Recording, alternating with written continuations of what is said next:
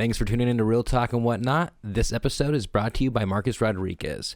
If you're in the Merced area and you are looking to buy a house or sell your house, then you guys should hit up Marcus Rodriguez. Now, he is one of the best damn realtors in Merced County, and I can't recommend him enough. He is also the guest on today's episode, but he is also the first sponsor, and I'm just so happy that, I have a sponsor, you guys. It warms my heart, makes me, feel like I'm doing something right, that I'm on the right path. So once again, if you guys need to buy a house or sell your house, please look no further than Marcus Rodriguez. His number is 209-554-1715. You can also find him on www.myrealtormarcus.com or info@myagentmarcus.com is his email. Once again, you guys, his phone number is 209-554-1715. Now let's just jump into the routine of things. Now, if you're new to this podcast, this is a show where I highlight talented individuals who live within the Central Valley of California. Once again, the Central Valley of California stretches from basically a little bit above Sacramento all the way down to Bakersfield, which is right before the Grapevine. And this area, is just known for its farming. It's very rich in agriculture. So I want to highlight the talented people, in this area, because a lot of times when people think about LA or when they think about California, they think about LA, they think about San Francisco, they think about NorCal, but what they don't think about is where like 50% of your food comes from. I really need to check that fact. I'm almost positive that that's for sure. At least in California, it's like way more than that. But I just got to check that fact because I keep on spitting it on this podcast. Anyways, so I want to, people don't think about this area when they think of California. So I want to just shed light on this area. There's a lot of talented artists. There's a lot of talented people in this area. And I think for far too long, people in this area have sought to leave this area and move away. But now the pandemic and, just the changing of times, what it's showed me is that, we have everything like big cities have. We have good community. We have good musicians. We have good artists. We have good places to eat. We have entertainment. And it's just, I just want to, put on for this area. And so let's just jump into another routine. Now, once again, I'm going to remind you guys about reviews and downloads. Make sure you're downloading every single podcast episode, as well as leaving a review on Apple Podcasts if you use that. If you're watching this on YouTube, make sure you're subscribed to my YouTube channel. Make sure you're leaving a thumbs up and leaving a comment as well.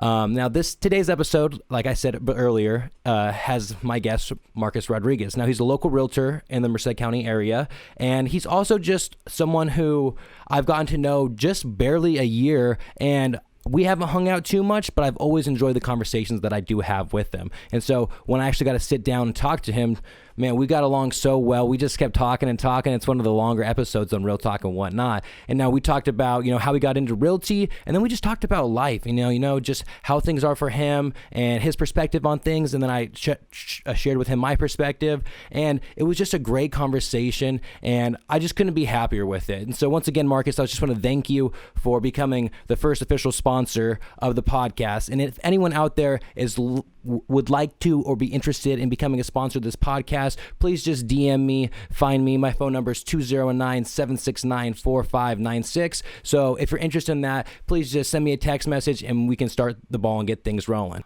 Alrighty, got to get back on track. So without further ado, ladies and gentlemen, please welcome my guest today, Marcus Rodriguez.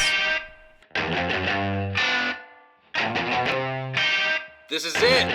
Real talk and whatnot. Real talk. That's it. Real talk. Real talk. Real talk. Marcus, how are we doing today? Good, Micah. How are you? Doing well. This is try number 2, you guys. That's why the cups are a little bit full. A little bit full, a little bit drinking out of already as well. But it's all right. Marcus, a practice round. Yeah, he decided to bring me my favorite whiskey, Basil Hayden, and so I shouldn't drink it. We got to cheers again. Oh, there we go. Yeah, let's cheers. Get this podcast going the right way this time. Make sure you hit record. Hit record, exactly. So, Marcus, why don't you introduce yourself for people who may not know who you are? My name's Marcus Rodriguez. I was born and raised in Merced. I'm just your local real estate agent. Just my local real estate agent. That's how I met you, honestly. honestly. That is how we met. Yeah. Not that I bought a house, you guys. But, you will, though. Don't worry. Yeah, eventually one day. Worry. Once I get, use someone else and then... Yeah, exactly. Cool, man. So how did you get into real estate? Where did this start? Yeah, so it started out about 7 years ago. Well, I've been in the business about 7 years or so. Mm-hmm. I was working a couple odd jobs. My first one was at 14 years old at a tomato factory when my mom came into my room and told me, hey, I don't have money for school clothes. You better find a way to make some money if you want them. That's honestly cool though, because it kind of put you in that gear of It made you kind working. of grow up pretty fast. Pretty fast. My parents said if I wasn't gonna like have a job, I have to like show. You have to do something. So I was like showing pigs and 4-H and FFA, and so that was like my money to spend, I guess. You know what I mean? So it's kind of the same situation where if I needed the money, to buy clothes, I didn't want to wear the same thing. As, you want to look fresh, You have to look fresh. Want to wear those baggy clothes. You're going into high school. You got to get the rubber bands around you. Dude, rubber bands. That was it. Stuff in your shoes. Remember that? Yeah, dude, man. Yeah. And then famous stars and straps, man. Hey, we've come a long way, huh? Yeah, we now have. with our fitted skinny jeans. I know. I feel like everything from the 2000s to like 2020 just shrunk to get smaller and smaller and smaller. Yeah. Like guy clothes as well as then trends girls come aren't back even. in, too. Yeah, there's loops of like that fashion cycle. Yeah, exactly. Yeah. And now it's like 90s stuff is almost coming back into like those big shoes. And just stuff. All the. I'm not the most fashionable person, honestly. I do what I can. You look pretty fashionable, man. I dress pretty simple for the most part. You just like, but what type of shirt is that? Banana Republic. Okay, it looks like a well-fitted black shirt, though. You know what I mean? I buy like 5 at a time. Yeah, I want to get those crew ones just because I like the fit of them. There's certain things that if it fits well, I'll continue to buy it. Yeah. So, but kind of back to what I was saying. We definitely got off track there. So it happens all the time. Yeah. So I worked at the tomato factory throughout that summer to get some money, and then school started. Went back to school, and then once I graduated, I went back. I wasn't too sure what I wanted to do, so I went back to that tomato factory. At the same time, I was going to In Shape on G Street pretty often. Yeah. As everyone in Merced or did at least. Yeah, exactly. Like we were saying, that's at that point, that's all there really was to do. You work and you go work out. Work out, and maybe go to the bars, but really that's it. When you're 18, so unless you have a fake ID. Yeah, I was thinking, because kids, when we were 18, like at least like it was like 18, you could go to like a hookah lounge or something. Not even that, even if you smoked, but it was just like something to do. And now like you have to be 21 to smoke now. Oh, you do? Huh? They changed that. Yeah, and no one knows this or really cares about this because it only affects 18 to 21 or 18, 20-year-olds. Past that. Yeah, exactly. So you don't even think about it. But I always felt bad for those kids in the sense, not like that they couldn't smoke, but it's just there was really nothing for them to do. Yeah, except kind of just get in trouble at that point. Yeah, exactly. Yeah, so I mean, the thing I took up, like I said, was working out. Yeah. And I was going there pretty often until we got to the point where the manager offered me a job. He randomly came up to me one day, said, hey, do you have any sales experience? I see you here all the time.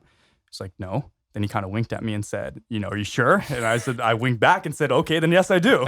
So I ended up going in for a job interview. I didn't get it. So I had to go back to that tomato factory after I pretty much told everybody bye.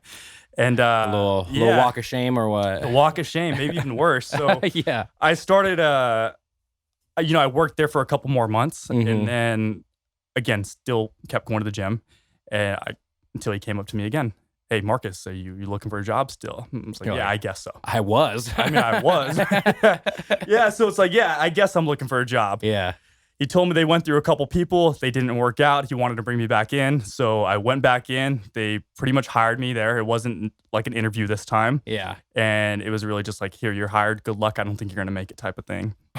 I love that they were, that was their attitude. Well, here's the thing. Well, so there's 2 managers. I guess I failed to mention that. Yeah. There are 2 managers. One, actually believed in me, and that's the one that was trying to give you the job. Yeah. And then there's another one who's just like, no, this guy knows nothing about sales. Yeah. Like he's not going to, succeed at this. So like for the first 3 months, I sold nothing at all. I sold 0. And that guy was like, and he's like, I told you. The other guy's fighting for me. Like, no, like keep him on. And then it got to the point where the guy that didn't like me, he brought me in his office, said, look, you need to sell something this week or we're going to have to part ways. So that day, probably within that hour, I sold my first gym membership to a Spanish speaker, and I don't speak Spanish at all. You just don't know how I did it, but I did it. Yeah. Yeah, you got to make a way. So then, I did that for about a year and a half. Okay. Till it got to the point where income was going down because I signed up so many of my friends and family members. Yeah, all the people you knew in Merced already. Yeah, I was kind of just waiting on random people to come in at that point. So about a year and a half in, like I said, a buddy and I decided we should probably get into real estate. It was kind of just a thought. But like I was mentioning it seemed like the next day we were putting in our 2 weeks and we were packing everything in my apartment, selling it, whatever we can do to get some more cash. And at this point, like compared to now, like what did you know about real estate? I knew nothing. I knew 0. But I figured, this is what I tell everybody. Because everyone asked me like, oh, do you have your license yet? I was like, no. And they're just like, well, like, why are you going to LA? Why don't you get your license here and then go out there? I was like, why wait? I was like, if I'm going to go struggle, I might as well go struggle out there on the beach. Yeah. You know? And I didn't think I was going to struggle that bad, but I did. So I was just like. So you get your bags, and LA was the move just because? Yeah, so we had a friend that lived there, and she was like, yeah, you can come and stay with us. Or, you know, it's not an issue whatsoever until you guys get on your feet, right? Yeah. We go out there the first day. We're hitting her up like, hey, we're in town. We just got here. Nothing. Silence. She was like, yeah, there's an issue. Yeah, silence. Long story short, we end up having to live in our car for about 4 months. 4 months? Yeah. Like, so how did you even do that? So we did two things. I may be more interested in this 4 months than in real estate. Unless real estate, yeah, most people are. They're just like, they kind of look at me like, you're an idiot. Why would you live in your car? No, but like, when you had the option to come home. It was you and your buddy, right? Yeah, me and my buddy that did it. Uh-huh. Had to sip the basil here. Yeah, there we go. So, yeah, we ended up living in the car for 4 months. We did two things, right? Mm-hmm. Within the first couple of days, we had our first job. So, first job was at a restaurant. It was actually at Hooters. Oh, okay, gotcha. At Hooters, yeah. Were you servers?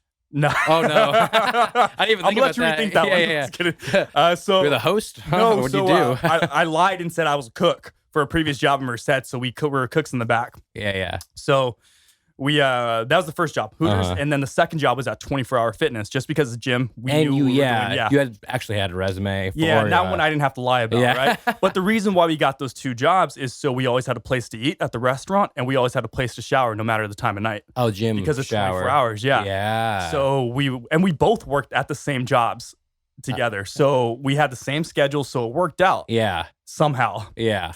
So it'd be 24-hour fitness in the morning.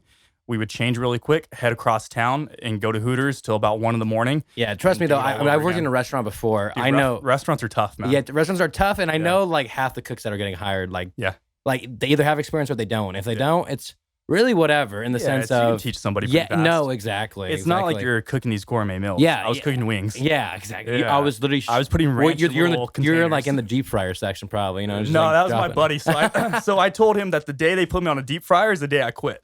So a couple months later, they tried to do that, and I quit that day. So at that same time, you know, there are certain days where I would have it off, and he'd actually have to go to work. So I would drop him off at work, and I had no money, so I would have to go find free things to do.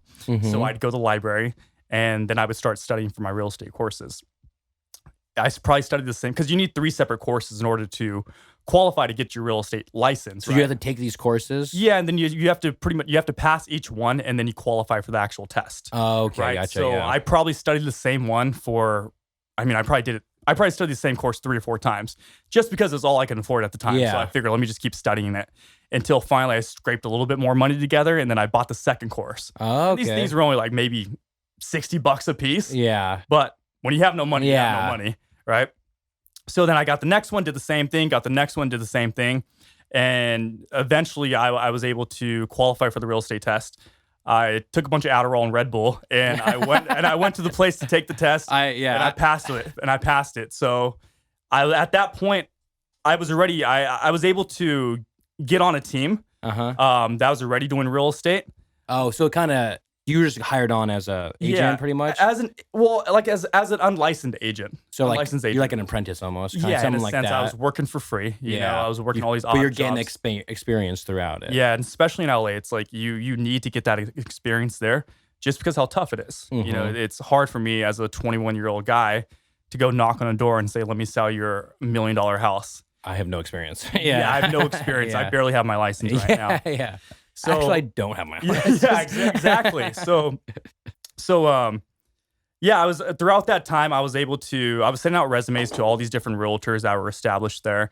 No one was responding because I didn't have my license at that point. Until it got to a point where I finally just told my real story to these guys that were looking for a realtor or an apprentice. Right? Yeah, and basically the story that you just told me. Yeah, right? and I just laid it out. Yeah, I moved here from Merced, small town, and to get into real estate. You know, I've slept in my car for the last 4 months.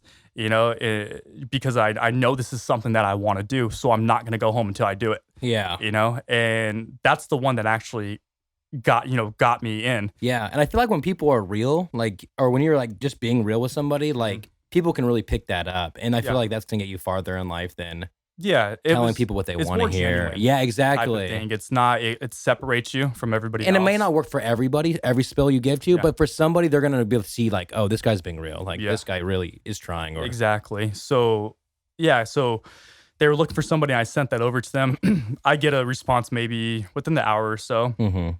At that point, we were able to get our own apartment and whatnot. Okay, gotcha. So basically, 4 months in, you finally got it. Maybe a enough little bit. money. Yeah. So we saved money. We met a girl at Hooters that we became really good friends with, and she had a tiny apartment, probably a third of this, right, in Venice.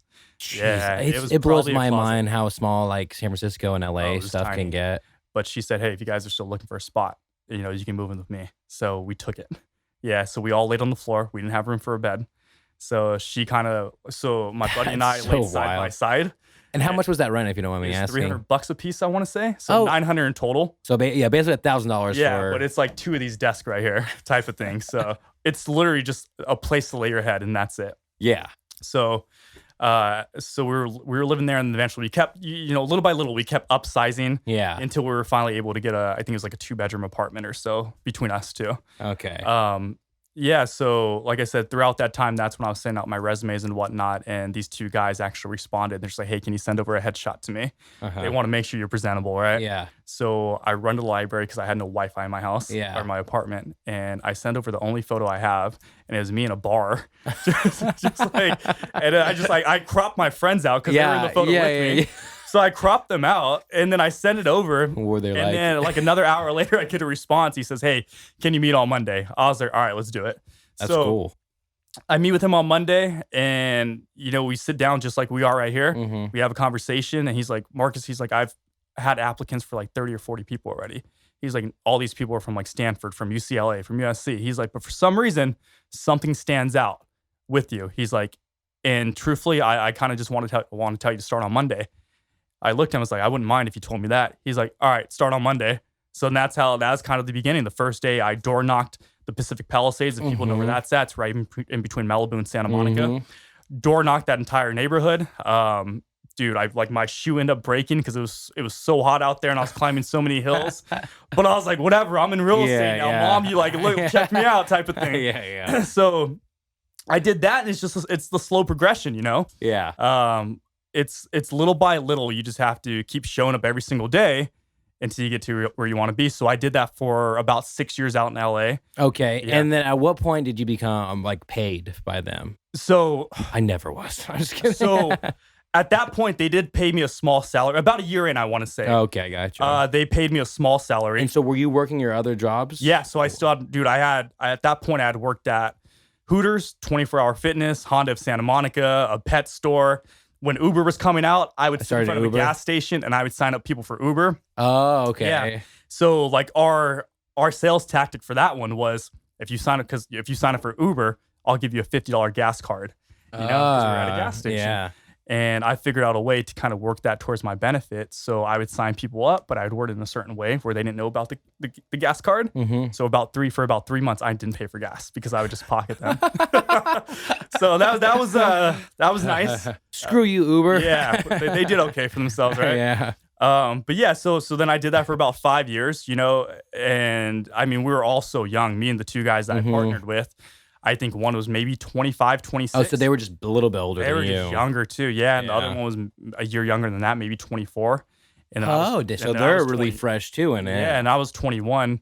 The oldest one had been doing it for a couple of years, so we kind of leaned on him a lot for his mentorship. Mm-hmm. And he's an incredible leader, so we were able to grow with him. So as he grew higher, we were able to also grow too. That's cool. Yeah, so I did that, like I said, for about 6 years or so. We ended up selling probably about $150 million worth of real estate by the time I left. Damn. So I mean, and obviously it's LA, doubling. so freaking. Yeah, but we kept doubling and doubling every year. And then it got to the point where I was in my final year there, and I kind of had an idea that I wanted to move back home. Mm-hmm. One of the goals I set for myself was, visit home at least once a month. Just because things are so fast out there, you forget to call your mom. Mm-hmm. You forget to reach out to your friends and family here, Life's just moving so fast. So I wanted to at least come down and visit. Mm-hmm. So I started to do that, and I noticed the little things that were going on in Merced. This being built, that being built. Mm-hmm. You see the slight changes from when you're a kid to where you are now. Big changes. And I caught on to that. And then I started to go to open houses, and nothing against the realtors here, but the caliber of realtor in Merced compared to LA was night and day. Yeah. There was just this drive that we had out there that I wasn't necessarily seeing here. Don't get me wrong, we have some great realtors here, but a majority are kind of, it's just come to the open house, look around, whatever type of thing. And I figured if I took what I learned out there and I brought it to Merced, I can probably do pretty well for myself. And like I was saying, is getting to that point where I knew I had to either leave that team and go off by myself and create my own, my own business in LA, or do it in Merced. Type of thing. And I never saw myself living in Merced or living in LA for the rest of my life or raising a family in LA. It doesn't really seem like, it doesn't really seem like the place to. No, people do, but. It was a great experience, but I, in the back of my mind, I always knew that wasn't for me. Yeah. I did it more so for the experience. Yeah. So that's why I was like, whatever. I'm going to go ahead and move back home. So how long ago was that? Maybe a little over a year ago. Oh, so basically right when we. Yeah, probably when we met. And did that, we did the house. Because we sold the one on Conway. That was the first one that you guys did for me. Yeah, exactly. And that was probably a little over a year ago now. And yeah, that exactly. was one of my first properties. No, exactly. And then I remember when pretty much your spill to us was kind of similar to like what you just said right now. But you're like, if I come back here and I just do things like the right way, if I pay a little extra money to do a video, get the right pictures or whatever, it's going to make my stuff stand out a lot more than other people's here. Exactly. It's just like, you want to, or at least with me, it's like I want what I do to be the best. I'm not going to go into a property and take photos with my iPhone. Yeah. Don't get me wrong, they take good photos now, but that's not my style. Yeah. We have a certain standard that we need to follow, and we don't fall underneath that standard, right? So then I moved back about a year and a half ago. In between LA and Merced, I took maybe like 2 or 3 months off of work, and I didn't really do anything. And I was acclimated, kind of. Yeah, and then I started to interview with other brokers and whatnot until I finally got to a point where I was like, you know what, I need to work. I started kind of driving myself crazy. So then it's kind of hop back into it, and it's crazy. It's like you're just like, damn, I'm starting from nothing again. Well, I feel like you probably moved back at the perfect time in the sense of how hot the market's been recently. Yeah, and at that point, the market was pretty good still. It was good, but like it wasn't like it is right now. But it was still pretty good because it was like post-COVID, you know what I mean? So it was everyone was still a little up in the air, and then no, so that one was I was still pre-COVID. Oh, like there? So it was probably about a year and a half ago. Okay, maybe, yeah, a little bit. It was before COVID, a couple months before that. So then I kind of started from zero again from there, and reached out to my friends, family, let them know I was back in town, and then just kind of reintroduce myself to the town. Yeah, exactly. I started hanging out with friends that knew a lot of people. Yeah. So when they went somewhere, I'd go with them, and each of them had their own little elevator pitch for me. A little 15 seconds. Hey, this is my buddy Marcus Rodriguez. Oh, he did real estate in LA for 6 years or so. Now he's back in Merced. If you need help buying or selling a house, you reach out to him. That's cool. And like everybody had that little spiel. So then I started to, meet more and more people. And finally, one day out the blue, I had a friend of mine hit me up that I worked with at the gym. And they were just like, hey, we just got pre-approved for a house, and there's one we want to go see. Can we go check it out if you're not busy? It's like, me, I'm not busy at all. Yeah. I have zero business. You're right like, now. And then you were like, let me check my schedule real quick. I try not to act too excited, exactly. A lot of the times people will end up wasting your time. A lot of those things, they don't come to fruition. Yeah. And it's like, or same thing for me for like photography or videography. Sometimes like me and Jimmy will like end up meeting with somebody, and then we end up meeting with them like 3 or 4 times when necessarily we don't. It's like, wait, we need to meet up like once. Yeah. But it just, I don't know, with videos and photography, I feel like what happens is what people don't know what they want, and we have to tell them what they want. Yep. But it's just like a long process of a back and forth thing. Yep. And then, so I ended up showing them that house and showing them a couple more that day. And I think maybe like a month later or so, we got them into escrow on their first house. Okay, so what does escrow mean?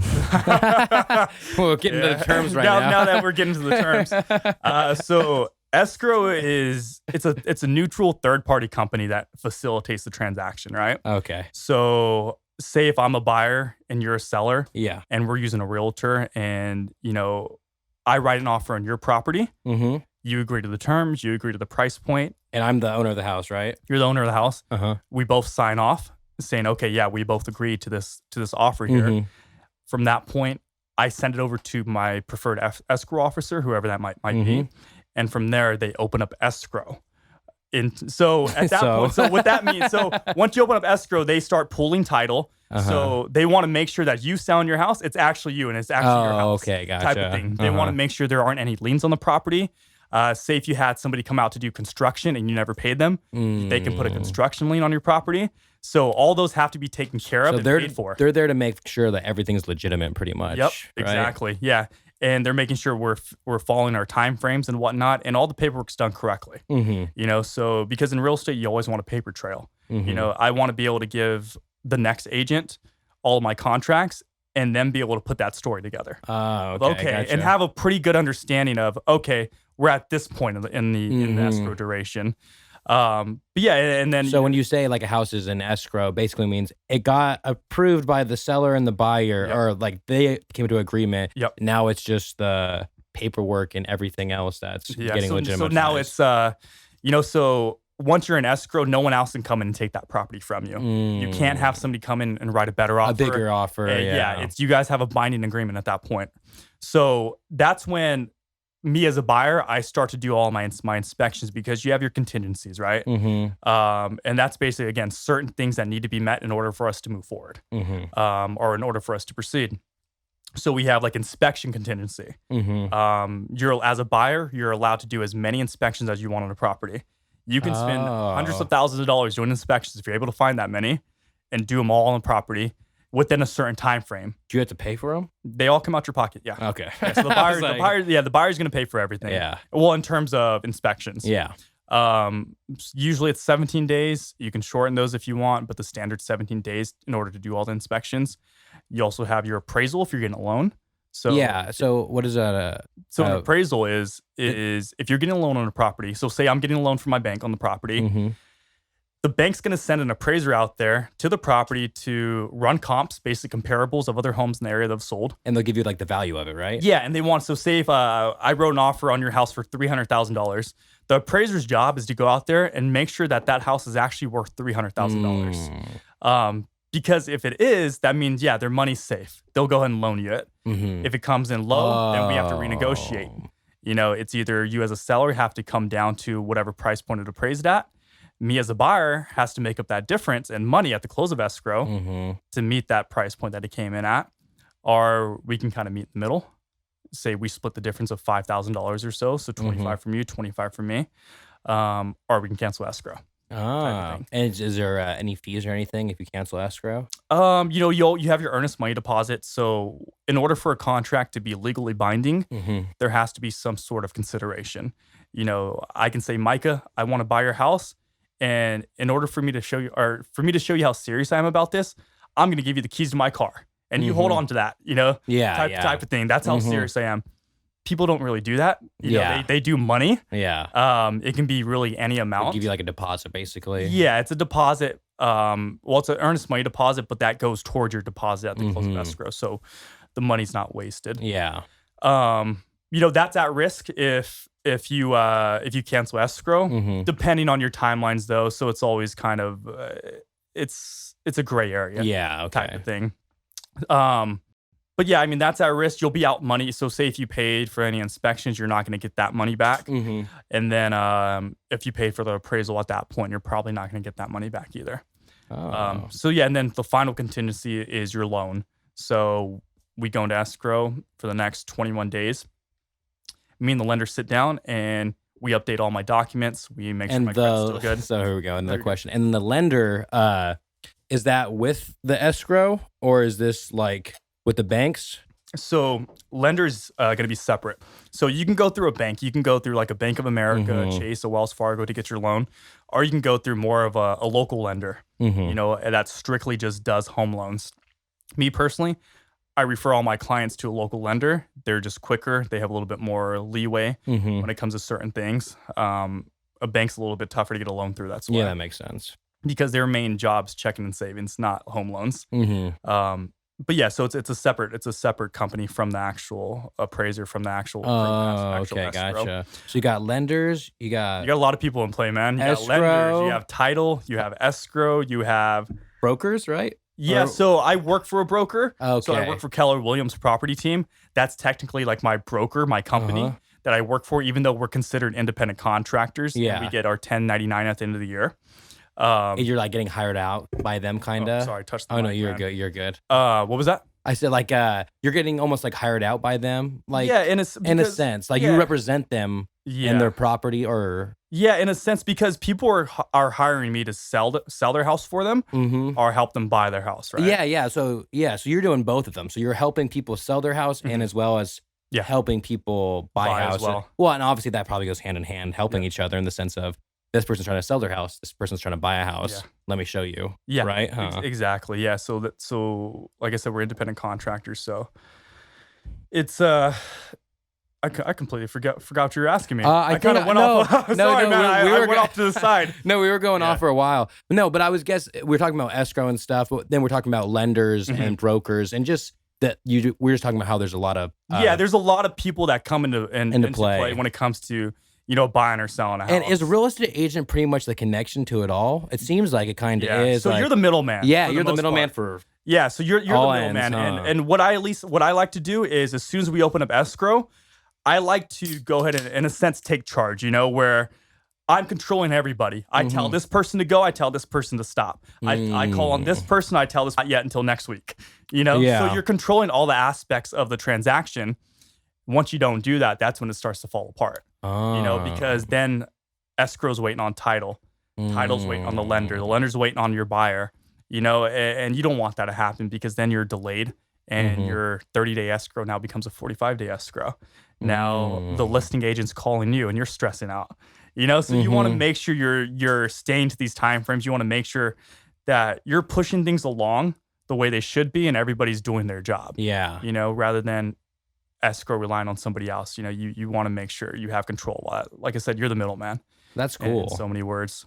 So so then basically you were in LA, you came back over here, and then you started. So you're independent contractor, but you're not it's almost. Tricky. Yeah, it's tricky because, like I said, I work for Keller Williams, but since we don't get paid hourly, we don't get paid a salary. We don't get benefits like dental and medical and things like that. All that we have to take care of on our own. We're strictly commission. I know some agents get paid an hourly.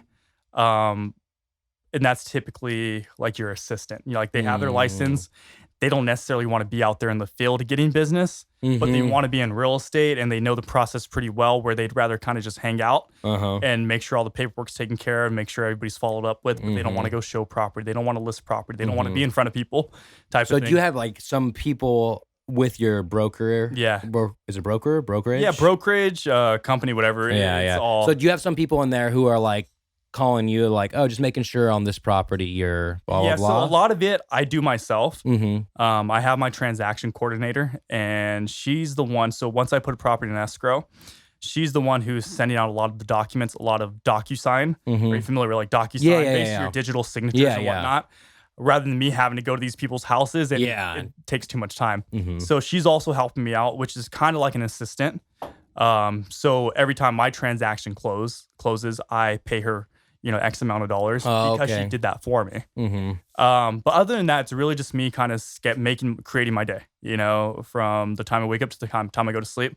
It's showing here, it's meeting with the contractor here. It's doing it's so different every single day, but at the end of the day, it's me creating my schedule. Yeah. But you're working with like other real estate agents, right? Kind of. So we work together. Yeah. So we work together because a lot of the times what happens is, one person has the listing and one person has the buyer, and every once in a while it'll happen where I have a listing and I have the buyer. Oh, but for some cases, you're going to have, it will say you have the house, right? Your other real estate agents have all these people who want to buy houses, right? Or who are within the same brokerage. Yeah. So is it kind of like, are they getting first dibs on? Or no? It's tricky because once we put a home on the market, if you have access to our MLS, which is basically our realtor system that we use to see properties and look up properties, it's, everybody has access to it. So we show everybody the property. Yeah.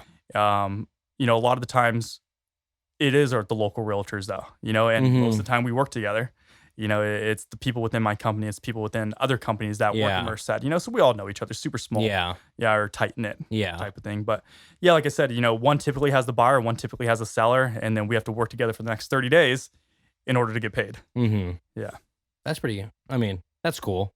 And then so you said like you don't get paid hourly. So how do real estate agents get paid?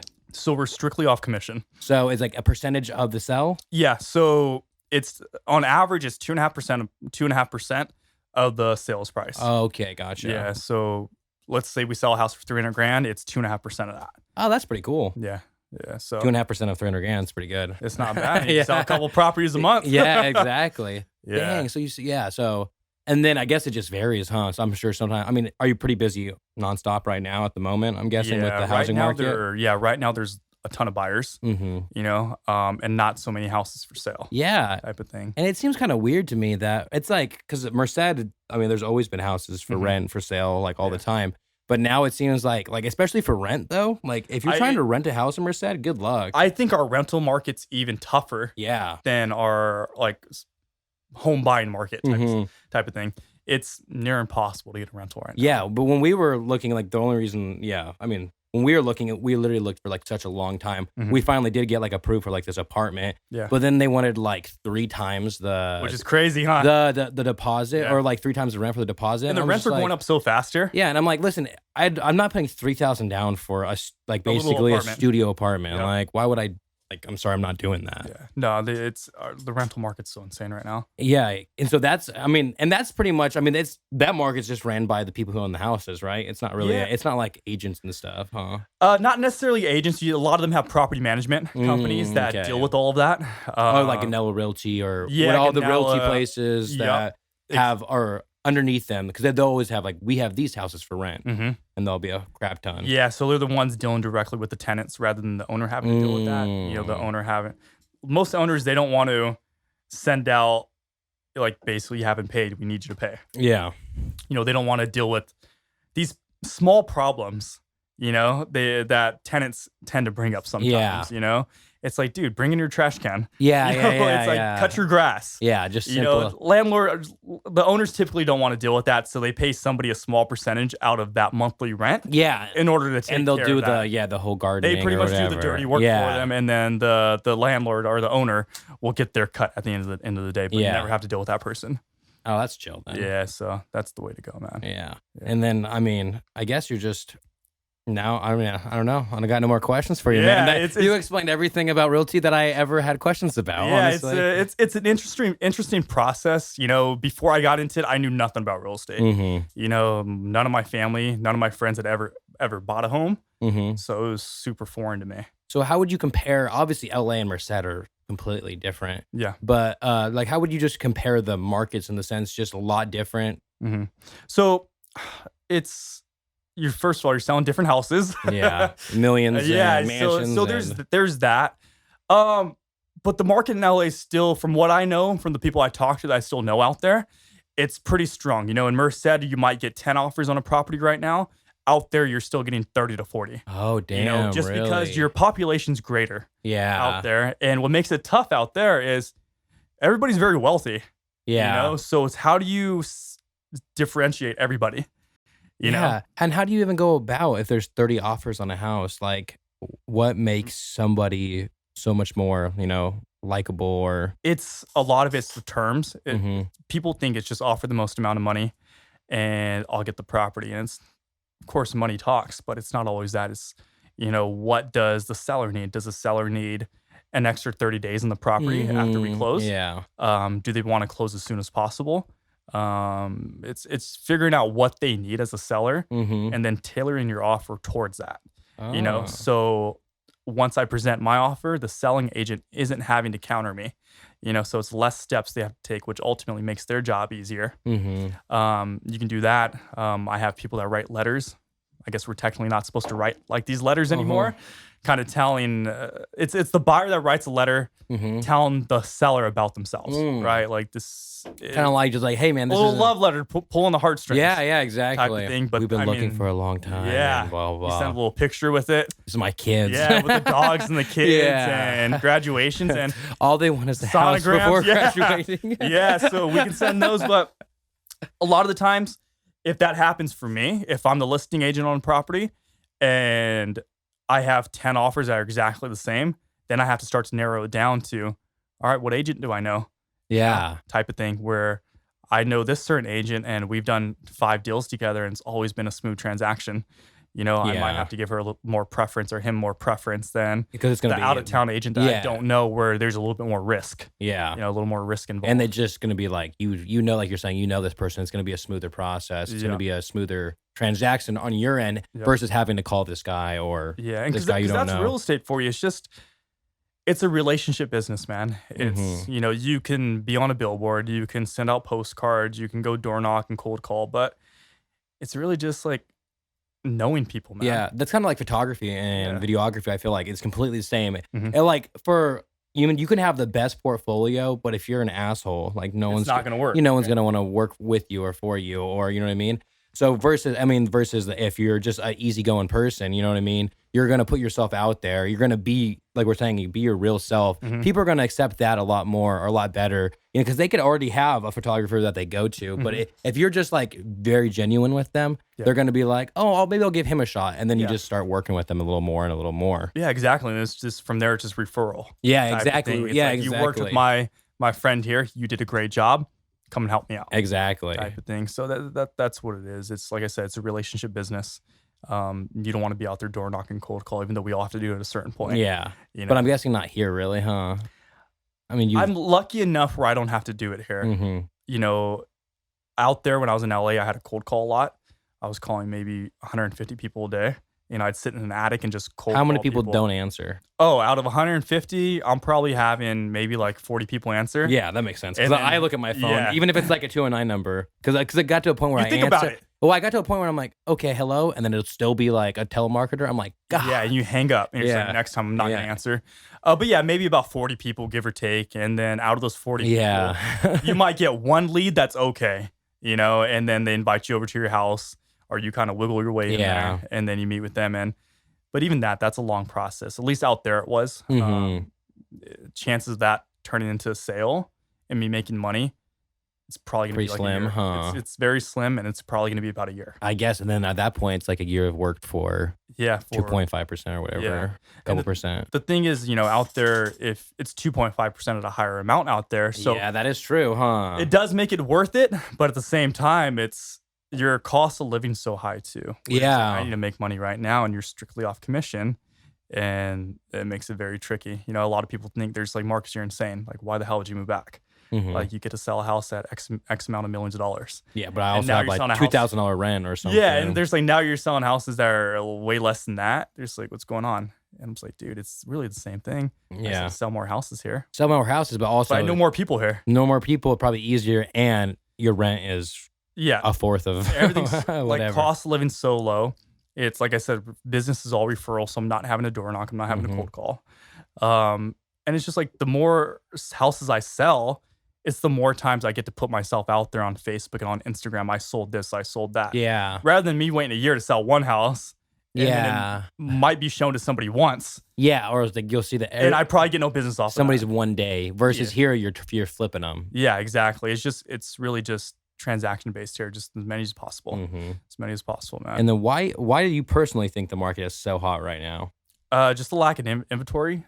Lumber's really high right now. The interest rates, a while back, they dropped pretty low, like low 2s, which is the lowest they've ever been since they've started keeping track of interest rates. Damn, like 50 really? years ago. Yeah. So the person that was, the first time home buyer that was able to afford a $250,000 house 2 years ago with a lower interest rate, they can now afford a $300,000 house or 325. Okay. You know, so It's like a buyer's market in the sense, or like so it's considered a seller's market because seller's sellers market. have more leverage type of thing. Do not Yeah. listen to me, you guys. Yeah, but I get where you can see that. So you would think there's a lot of buyers. It's a buyer's market type of thing. But no, it's more so sellers have more leverage. You know, they have their houses are worth a lot more than they were in the past too. dude. Huh? I sold a house. Oh, it's actually you guys did the video for me on Esplanade. Right, yeah, over here. Yeah, on Esplanade. Mhm. And they bought in late 2019 for 290, I want to say. Mhm. And at that point, it was on the market for like 300 days, right? No Mhm. offers on it. We got it for them. They decided to sell a couple months ago, and they actually made money on it. They sold for 370. Yeah. And I had an agent that forfeited their commission. Yeah, insane, right? Yeah. Just That's because they wanted to get their buyer house that bad. They made really no money people on will do that. That was the first for me. That Yeah. was the first time I've ever seen it, but I guess, but maybe it could have been someone they really knew really well or it was whatever. someone within the office. Oh, so so it they was kind of like a favor. It was a favor, type yeah. of thing. But yeah, it's just like that's how insane it is. That's But, wild, dude. It's like for them to walk away with money in less than a year and a half. That's unheard of. Yeah. Typically 5 years, 6 years, maybe. Yeah, and then that's when the market's kind of changing and stuff. Yeah. Like, it takes time, but well, it kind of seemed like COVID put a pause on everything, and then like a at least few for us. different industries like exploded from it. But I think I think real estate was definitely Well, I one hear of you them. talk about all the time how COVID has helped you out so much. Yeah, it's yeah. helped catapult you to like To be- do other things, right? Yeah, be myself, pretty much, be comfortable with being myself. Yeah, and it's I guess I'm one of the lucky ones too, where it helped my business a ton. You know, there was that like 2-week period where COVID was hitting hard and no one knew what to do. So there was no open houses, there was no showings. Yeah. We couldn't do anything, right? And then it passed, like that 2 weeks passed, and then we're able to do showings again, just wear masks, just sanitize, all these things. And then from there, it just kind of started to roll, you know, and it helped my business out a ton, man. Where it's like you take advantage of all these things going on, the low interest rates, the buyers, and Well, and then you probably stood out in the sense of everything went to social media or went to the internet. You know what I mean? At that point, like I'm sure before that, people were stuck in their old ways of doing whatever, and they were completely fine with that because they were still getting business. But I'm sure, like the fact that you're younger, you kind of know you know technology a little better than somebody who is like a 50-year-old person. yeah, 'cause you people know are what I spending mean? more time on the internet now. Yeah, throughout exactly. COVID, you know? And so if you're, posting stuff, selling stuff, showing people that, hey, I'm an active, they're going to go to you They're because gonna they reach out see you. because they still see that you're doing business throughout this time, you know? Mhm. Dude, I think I get maybe 95% of my business off Instagram. And that's why I post little things, you know, me walking through a house or whatever it is. You're like, it's not like a necessarily like, Yeah, it's like it's not even the greatest quality. It's just put something out there type of thing. And people will reach out to you eventually. You know, you just want to be relevant. You want to be consistent. or the person on their mind when they say, oh, I think we should start buying a house. Let's contact somebody. Yeah, You know and what I mean? it's funny because I know when people are getting ready to buy something.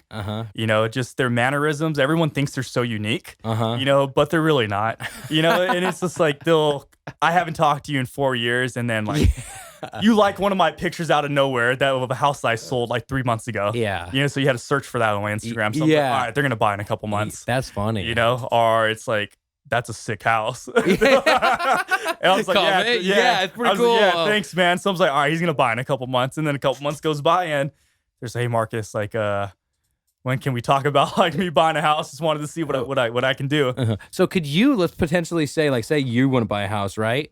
Could you be your own agent? You could, right? I just don't take a commission. Yeah. Right? Oh, I mean, your commission is gonna go right back into the property or whatever. It's smarter for me. I mean, I guess I technically can take a commission, but it doesn't make sense because I get taxed on it. Yeah, that don't make sense. It's like, at why all. would I get taxed on a commission? I'd rather just lower the purchase price or just put that towards my closing costs or whatever it is.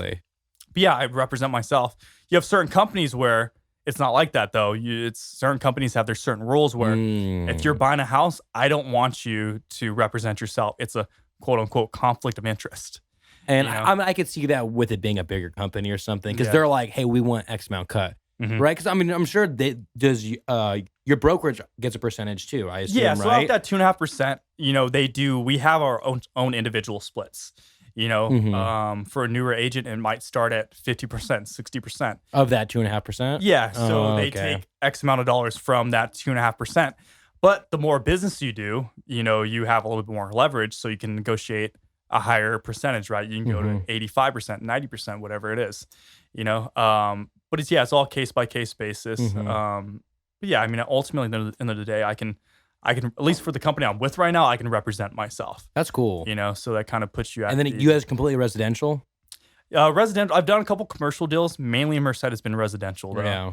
Yeah, it's just kind of my bread and butter. It's what I know. Because there's this real estate agent that I've been doing some video and photography work for, but he works for it's Dan. His name's Dan. Yeah, I know Dan. Berkshire. Hathaway. Yeah. Okay. It's a weird name. I was like, Berkshire. But it seems like he only does commercial work. Yeah, I was talking to him a while back, and he was doing at first he was doing residential, and then he switched over to just straight commercial. Yeah, so that's kind of what he's been doing since. Yeah, that's what he said. Yeah, he used to work for somebody else or something else before that, and then he went to Berkshire Hathaway. Yeah, kind of switched it up. Yeah. And I think earlier you were asking about, or this might have been off record type of thing. Whatever, go on. What does it mean to switch brokerages? Yeah. Or something along those lines. Yeah. Right? When someone's like, oh, I got to wait till we switch brokerages. Because so I did some headshots for these guys. I wish I knew that. One of their names is Alex. That's all I know. But I did some headshots for them, and they were like, "Oh, we're switching brokerages. We need new headshots. It's closing next week. Could you do it within that time?" And I was like, "Oh yeah, no problem." Yeah. But I was just like, "What does that mean?" It's really just mean I'm switching from one company to the doing next. that to the next. That's it. Yeah. And you have these agents that make big deals about it, like it was just an NFL draft trade. Yeah. I switched brokerages. Like no one gives a shit. Who cares? Dude? Like I don't know what that means. You know what I mean? It just means like I went from like Keller Williams to, I don't know, an EXP. And for the buyer, it really doesn't mean anything. It makes no difference to my buyers, to my sellers. They might have to sign a couple of different contracts. But for you, let's say it could be a big deal in the sense of you could be going from 50% of your percentage, or 50% of the split to 75 or something, right? Exactly. And so it's pretty much just a bigger deal for you. It's most of the time it's really just for me. This other company offered me something better. I couldn't pass it up, so I'm switching over, type of thing. So, but like I said, you'll see real estate agents where they go from one company to the next and they post it all over the place. I switched to. And it's probably like you're saying, like they just allow. I mean, it's a reason to post something to draw a little more attention towards you. Yeah, you'll see some real estate agents just looking for a reason to post stuff. Yeah. Whatever it is, I don't blame them though. Yeah. No, exactly. It's like me too. It's like sometimes I don't want to post a photo, but I'm like, I guess I'll post a photo. You have to remain relevant. You want to say, exactly. And that's the thing about relevancy. It's like you want to stay relevant. And then it's like I always like debate on whether I should like release my podcast promos before my podcast, because I've done that in the past, but then like, let's say that podcast promo will do really well. And then I'm like, well, that doesn't really do anything for me in the sense of, it's not like they can go watch the episode now. It's just, you kind of have to wait. I have to wait 2 days, till it comes out. Because what have you been doing now? It's just you release the promo, but it's out at the same time. Right? So that I basically, I went I'm from. pretty sure I'm your biggest fan, man. We talked about this. I appreciate that. Dude, I went to Blaker, did this little event, and more people than I had ever imagined would mention my podcast. Yeah, does it kind of, is it mind blowing to you? Well, it's mind blowing to me because all I have is podcast stats, and podcast stats suck.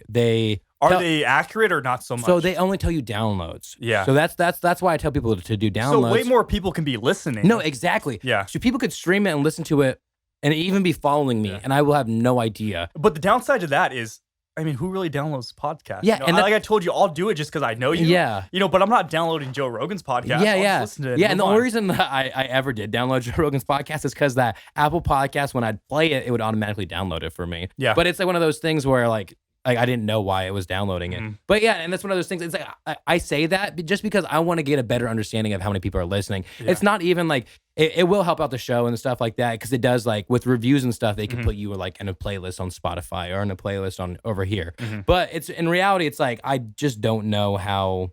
It's how to really gauge it. Yeah, and it sucks because I don't know how many people are listening. But when I was at Blaker, like every other person was like, "Oh, how's the podcast? How's the podcast?" Yeah. And then I was just like, "That's what it is. It's almost like you have to be face to face in order to know that it's working." Yeah, exactly. It's just like us. It's like I can do all this marketing, but I don't know what's working. I don't know if this post works. Yeah. Like, is this post really helping me out? Yeah, it's you coming to me and say, "Hey, Marcus, I want to buy a house. I saw you posted on Instagram." Yeah, and only way I'm knowing. Yeah, exactly. You kind of just hope for the best. Yeah, and that's exactly. I mean, with this, it's just like it's kind of grown itself to me. Yeah, it's like one of those things where I had the idea of it, and then I had interviewed 5 of my friends, and the whole premise of the show was not what I said. It's like, this is a podcast where I highlight talented individuals in the Central Valley. Like, I'm not that talented. I'm just here. I just know how to sell a house sometimes. No, exactly. But you're an interesting dude. I get along with you, and I want to put people like you. I want to, if I can help you out, I would want to help you out, and if you can help me out, I would want you to help me out. Recommend me to whatever, other real estate agents for photography, videography, anybody listening right now, there we go. That's my plug for myself. There's so much that goes on in Merced. I don't think people realize that. And I know you're talking about it all the time on almost every single podcast. That's my whole thing. I think for me, like when I moved away and I came back, I was able to notice that. And I was like, dude, there's something great going on here. And I want to be a part of it. And if I catch that trend right at the beginning, it can pay off for me. Oh, yeah. It can pay tenfold for me. Exactly. And that's kind of like my attitude here is like, I've seen people do podcasts in Merced, and I say this all the time, so sorry if I sound like a broken record, but it's just like everyone has their podcast, but it's just their group of friends talking shit, talking about current events, talking about sports. There's no real structure to it. Yeah. And it's let's talk about sports here, and then maybe politics, and then maybe what we worked out today and this NFL draft trade. And then if you already are famous or have a platform, that's going to work for you. People are going to be like drawn to your opinion and everything. Have a huge following. But if you're a nobody, like, you know what I mean, then no one's going to... It has to be organic. Yeah, no one's going to want it. And so like this podcast is just, one, it opened up the door for me in the sense of like, everyone thinks like I'm a super social person, and I am a social person. I like to be. I'm an outrovert, you know what I mean? But I'm not necessarily like going up and introducing myself to people. Yeah. Like I want to get a few people on. I'll see them, and I'm like, I don't, not yet. Like in the future, let them warm up to me. Yeah, warm up to them. Exactly. Like eventually, I want to get the mayor on this podcast, and I've been talking about it a little bit. But I've seen him up Laker and stuff. Just have to ask him. Exactly. My dad actually talked to him already. He was like, he said he wanted to. I was like, all right. Well, I was like, I want to be at the spot where I'm ready for him to be on. Yeah, you know what I mean? You feel like you're ready. Exactly. Like I want to do it justice, and that's the thing too, where it's like I never have don't have too much feedback in the sense. That's why I want people to leave reviews and stuff. It's just like, or message me on who you want to come on, because I know a good amount of people in Merced, and like honestly, it's crazy because like the last like 10 guests basically are like people who I've met within the last year or like met. Because I met you maybe it's been about a year. Huh? Yeah, about a year, but it wasn't like it's not like it, I mean we're talking like we're buddies, but in reality it's not like we've ever known each other prior to this. Like we've hung out when you're doing one of my real estate, or I'll see you maybe passing, but it's not like hanging out. I'm sure we could, and we have mutual friends. Art, shout out Art. There we go. Shout out Arturo. Arturo. Yeah, there we go. His hair's long, dude. Dude, it's too long. He needs to cut it. Oh, so what were you guys doing? Mile. Is that? So instead of the Murph, you guys do a beer mile? It wasn't the Murph. We're not that. We're not at that level. We like to work out every once in a while. So I don't know how it started. Well, I kind of have a general understanding of how it started. He ran it, I think, 5 years ago with two of his friends. It was a Memorial Day, and they had nothing to do. So he's like, let's run a beer mile. Yeah. For those of you who don't know what it is. Yeah, go ahead, explain that. You chug a beer, has to be 5% or more of alcohol volume or whatever it's called. Yeah. You chug it, you run the mile, you chug a beer every lap until you complete the mile. Yeah. So every quarter mile you're chugging a beer. Yeah. You can't throw up. If you throw up, you have to run another mile. So I don't run, man. That's just not my thing. Walk. I'll work out maybe once a week or so.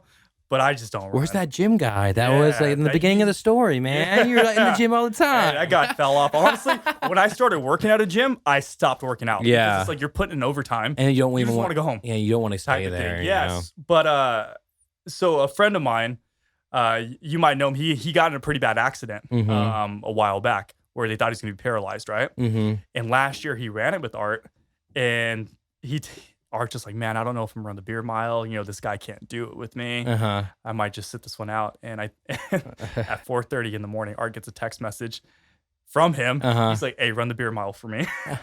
So Art sends it to me when I wake up in the morning on Memorial Day. He's like, dude, we got to run it. I was like, all right, man, I'll record it like last year. I'm not running. Yeah. So we go buy some Budweiser at Rayleigh's, and we go right there to Merced High, and I start recording, and I time him. And he runs it, and on his final lap, I was like, whatever, I'll do it with you, man. Yeah, just do the last lap with him. I'll do the last lap with you since this guy can't be here. You were just for moral support with Art. Yeah, I was right there for moral support, man. So I chugged the Budweiser. I ran the mile. I felt like I was going to die, man. I'm still feeling it. Yeah, because so we have a fantasy football league, but Is he in there with you? No, he's not in there, but our basically Sacco, or like the punishment if you get last place, or we combine the last three positions. So if you're in the bottom three, because we have a 12-person league, if you're 10th, 11th, or 12th, you have to run a beer mile. And and so basically we try to get everybody on New Year's because that's about the time, we have people who are like in other states and stuff like that. So that's the time everyone comes home for, to meet with their family. Yeah, exactly. So for the past 2 New Year's, we've had like everybody. So they come, and then we get them. Rough. And I Granted, I don't even know if like Have you ran it? No, I haven't ran it. Knock on some wood. I'm not knocking on wood. I want you to run it. No, yeah, that's fine, dude. Yeah. And I mean, I'm sure I will eventually get down there. But aren't you a runner though? yeah, I see your post. You and no, Lindsay running. yeah. So I mean, I really started this year with an ambition of running 600 miles. 600? Yeah, I fell off. Don't worry. Where you at right now? Not even like 100 You were like something. almost halfway through the year. yeah, exactly, dude. We were like the first January, like she ran like 60 something miles and I ran like 50 something. Yeah. And we were like all good. And then February hit and I just did like my normal like my goal for 2020 was a mile a day, 365 miles basically for the year. Whatever way I was gonna break that up worked. And so then I ended So up, you could run like 5 miles on one day. yeah, right? exactly. And so so I have months where I'm like running a lot, and then I have weeks where I'm like I run once, Yeah, but 5 you have to mile. step it up the following Yeah, week. exactly. So I ended up running like 400 something miles. Jeez. And I felt like, you know, That was last year? That was last year. Yeah. I felt like I couldn't say 500 miles because like I was already kind of close to that. So I said So you 600 went miles. ambitious, huh? But then I don't know. Basically, this podcast started, and my free time Blame it got on the podcast, Yeah, huh? you know, I've been really working hey, hard. but it's thriving, man. So it's all right. Yeah, it's going better than I have ever would have hoped for. And Yeah. it's like and once again, it's like I don't know how it's going, you know, Yeah. necessarily, but Was it always something that was on your mind? Like, yeah, so I always wanted to have a podcast, and even this was like 2-3 years ago. Mhm. But in my mind, it was always going to be this thing called Trail Talks. Yeah. And so I go hiking a lot, so I thought it was going to be all about hiking. Mhm. And then same thing like with me and Jimmy in the sense that we started a little YouTube channel called The Higher Grounds, and it was all based around like hiking and outdoors activities. Mm-hmm.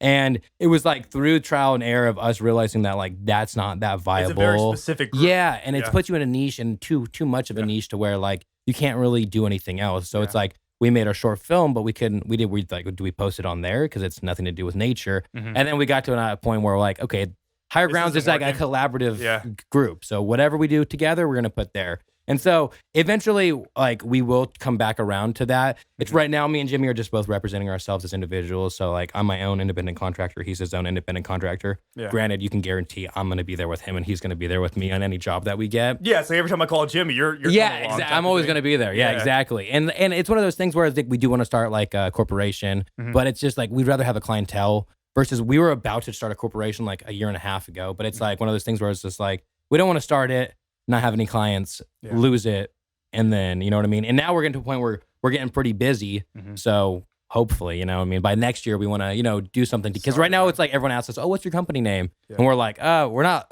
Yeah. We're a company that So are you guys thinking about starting one together then? yeah. We eventually we want to start one together, kinda come but it just kind of like we both want to get our own clientele in the sense of when we do come together, it's just that we already have clients, we have stuff to work on, and it's not like, oh shit, what are we doing? Yeah. And I feel like you and Jimmy work together so well. There's no like I want all the credit Yeah, type of thing, and that's huge when it comes to partners. Oh, exactly. Like, 'cause Especially I've with partnered with people before, Yeah. and it's tough, man. yeah, and especially with videography and photography, it's Yeah. like some people get really petty about like you know them putting. Let's say someone puts directed by whatever, and it's that person's name. And the other person helped out the whole time, whatever. It's like the person's not doing that in spite of you. They're doing that because they got the gig. So therefore, it's going to be their project. It's almost they're taking Yeah, lead on and this. and me and Jimmy have talked about this even in before, and like what eventually like you know how there's a whole bunch of film places around here. It's like there's like a whole bunch of different companies. It's like blah blah blah films, and so eventually we're gonna be like so it's not your name, it's not his name. yeah, It's- exactly. It's a name that you or came up or with it'll be together. like High Ground Films presents, Yeah. and then it's something directed by him. But like that's like that'll be me contributing to it or him contributing to a project that necessarily our names aren't involved in. Yeah. But like this podcast has honestly helped me grow my business more than I would have ever thought. Yeah. Like, Do you get a lot of business from this podcast? just people in general. Like I meet people through it, and then I just go, "Hey, if you never need anything, let me know." It's and an then easy plug. it's easy plug, and then they'll know. They'll be like, "Oh, I mean, I just did that guy's podcast. Of course, I'm gonna hit him up," or you know what I mean? Like Yeah. I'll give him a shot, and then it just like, and especially having rappers and artists on here, like I really enjoy. That's your like If I could do music videos all day, I would. Yeah. But music videos they're the funnest project to work on, and also like, I mean. Depending on the artist, but they're also like the worst client to work with in the sense very that particular. they're very particular. They don't understand your craft; they only understand their craft, and so they it's like, Oh, there goes all those artists, man. Now yeah, you're sorry, losing no, business. yeah, exactly, no. But the thing is, like the ones that know who I'm talking about, like it is what it is. But the other ones, it's just like there's artists that if I'm reaching out to you, obviously, like I want to do something for you. And there's tons of artists that I've reached out to that I like, hey, like, I just want to make something for you. Yeah. Like, let's just do something. You know what I mean? Yeah. And like that Deja chick who was on my podcast, Yeah, like a couple weeks ago, right? Yeah, she's like only 19. Crazy to me. That's crazy, dude. It's crazy that she's only 19. I don't know what I was doing at 19. Actually, I was working at a tomato factory. Yeah, That's exactly. what I was doing at 19, man. At 19, I was working at Starbucks, just chilling. Yeah. I'm going to college, but it's like, and it's one of the things too, like you talked about, like how you went to college for a little bit, once like Didn't whatever. work, yeah. Well, for like a prime example over here, I went to college, went to the JCU for like 3-4 years. Then I went to Stanislaus for a year, and then I went to I did like online school through it and went to ASU. Yeah, but it's insane. Like you're a teenager and there's like, hey, what do you want to do for the rest of your life? Yeah. Like that's like even right now, it's this. Like, but I think when we were in high school, no one was really talking. Like they kind of talked about it, but it was kind of like either you wanted to go to college or you didn't. Mhm. And if you didn't, or if you weren't thinking about it, it was just like whatever. Like it wasn't like people were like driving people. Where now I feel at least in high school, kids have a better understanding of like college and stuff. But I feel like because wouldn't you graduate? 11. Oh, yeah, me too. Yeah, same. Yeah, because I From where, Merced? no, I was at Buhack actually. Oh, okay. Yeah, so I wasn't like went to McSwain then Buhack Yeah. all my life. Yeah. Damn. Yeah, no, so it's like I said, it's crazy. Like you talk to 19-year-old me and like, hey, what do you want to do for the rest of your life? Yeah. It's like, dude, I don't know. Yeah, exactly. I want to make money somehow. Yeah, exactly. But I don't know. And the thing about college is just like you're like people throw it down your throat that you have to go to college. You got to go to college. That's the only thing you can do. And if anything, like I feel like the pandemic and everything else has shown me recently that you can go to college and that is going to help you. But there are other things that you can do to make money. Yeah, and you can also go to college and major in something and be $100,000 in debt and now not want to do that thing. Yeah. And so like that's where like the whole thing comes where it's like I majored in educational studies and I have a minor in like business administration. So that's very broad for me. I can kind of maneuver that to do a couple of different things. Whereas if you get like a master's degree or a bachelor's degree in math or in calculus or it's in very just specific. Yeah, like business is like that's pretty general. But if you do like history, it's like there's only so many jobs you can do with that degree. Yeah, dude. It's like I've made a lot of mistakes in my life, but I'm so glad I didn't go to college and I didn't pull out any loans. Yeah. Dude, it's like those things you're never. Yeah, I went to Stanislaus for half a semester. Oh no, for a full semester. But I pulled out a loan, and that's the only college loan I have. Yeah, and I still have it. You know what I mean? It's like one of those things where it's just like really not. I mean, it's worth it if you're really going to pursue it. Yeah, but it's like there are certain fields that you have need to. it. Yeah, doctor, lawyer, and whatnot. But yeah, dude, it's just like I think such a downside to that is they make you take all these classes that don't even apply to what you're going to school. The general ed of it is just like, and I get it. I get general ed in the sense if you're going to the JC, it's like you have a general ed classes because that can put you in the right direction. Yeah.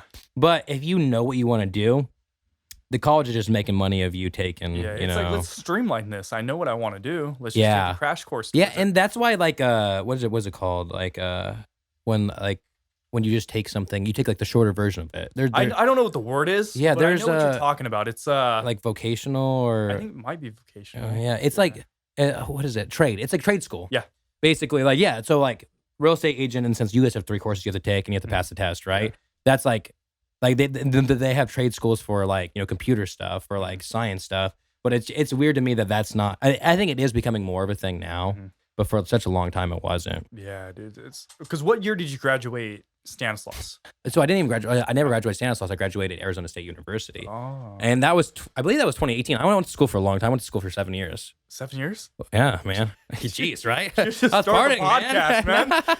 I should have started a podcast. Yeah, dude. No, but granted, it would have been like shitty podcasts. So what like officially inspired you to do the podcast? It was kind of one specific event where you was like, that's it. It was just like one of those things that I had talked about not nonstop, but I had talked about. Got tired of hearing you talk about it. Not even that. It was just like on my mind for like a long time. And then at the end of 2020, it was like the point in my life where it's like I started doing stuff for myself, what I really wanted to do. You know what I mean? Focusing on me. And I was like, well, if like I've always wanted to start a podcast, I might as well start a podcast. So for my 2021, one of my goals was to run 600 miles and I was to start a podcast.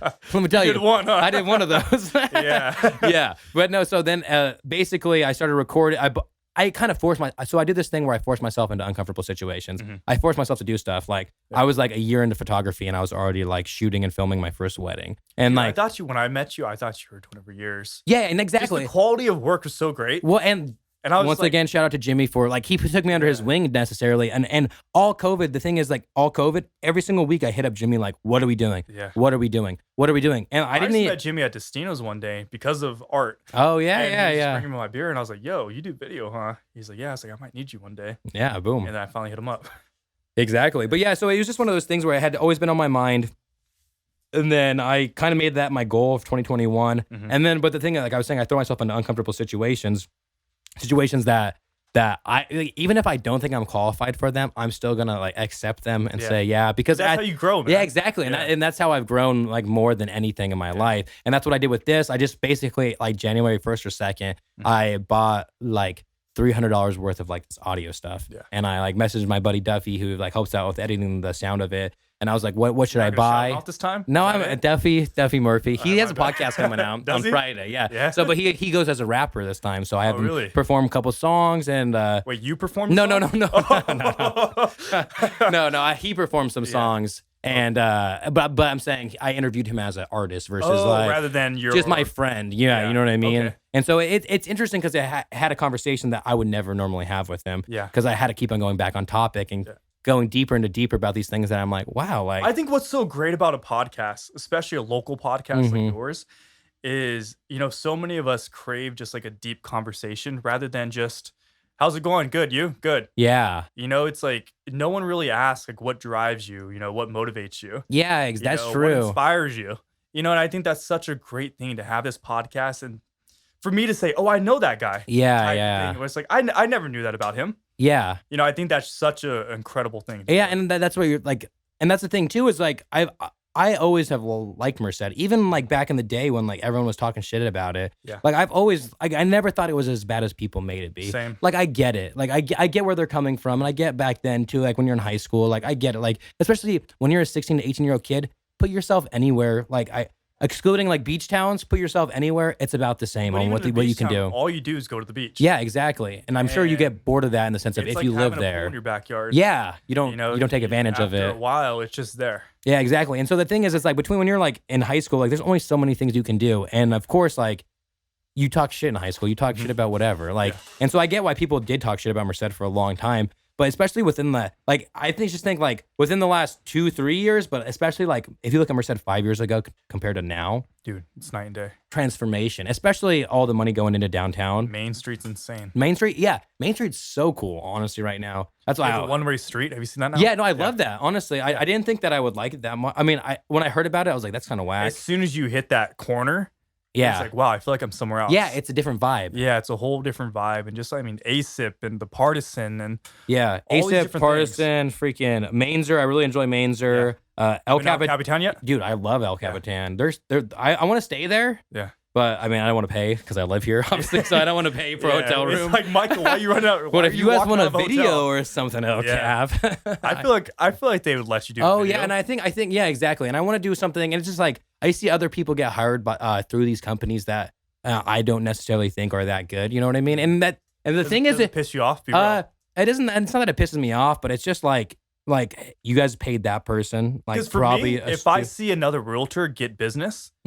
And I'm just like, I know this guy sucks at his job. Yeah. Yeah. So it does irk me. It irks me, but it's like, I'd be lying if I said it didn't piss me off. Yeah, it irks me just because I'm like, okay, you paid this person to do a video for you, but the only service they have is drones, so they can't even like do a video of inside your, whatever business. Yeah. And so like, it's just kind of like those things where it's just like, but at the end of the day, I got to give that credit to that person because they're probably out there putting themselves out there, and that's what the thing that drives me to keep putting myself out there. So I finally made business cards. Did you? Yeah, because I'll give you some. Moo.com? No, I did a print.com. Print.com? Yeah, but I actually put I have my Real Talk.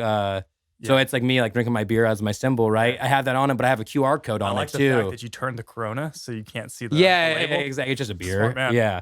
And that honestly, I don't know if that was intentional, but thank you. I'll take that compliment. You don't want to pay him royalties. Yeah, exactly. No, but then I put a QR code on my business card, which I think is just like it's easy. You pop easy. Camera. Exactly. Pop up my camera. You can see my website, anything I work on, anything I've been working on. my podcast. You know, it's kind of like a one-stop shop. And that's for a long time. Now I'm like, I've been leaving in places finally. But for like the last like 4 jobs we've done, they're like, you got a business card? I'm like, no. I'm like, a lot of people ask and you would think that I would, but no. Dude, honestly, even with me, I forget to carry business cards. I've Yeah. had the same 50 business cards for probably the past 8 months.